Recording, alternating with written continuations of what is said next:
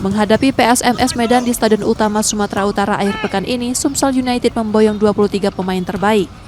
Jelang laga pekan ketiga, pelatih Neil Maizar telah menyiapkan strategi usai melakukan evaluasi dari pertandingan sebelumnya kontra Persiraja. Bermain di kandang lawan, Sumsel United diminta tetap waspada terhadap kombinasi pemain lokal dan asing PSMS Medan. Sementara itu, Kapten Rahmat Hidayat masih diragukan tampil karena cedera. Sedangkan Tommy Darmawan absen akibat hukuman akumulasi kartu merah. Medan tim yang bagus ya, asingnya juga bagus dan lokalnya juga bagus. Ya kita harus hati-hati juga, kita nggak bisa juga menganggap kita lebih hebat daripada Medan. Semua tim sama, tergantung bagaimana kita di dalam lapangan dan pertandingan bisa fokus dan konsentrasi. Meski begitu, modal 2 kemenangan beruntun di awal musim Championship 2025-2026 menjadi suntikan motivasi bagi Sumsel United untuk mencuri poin di Medan.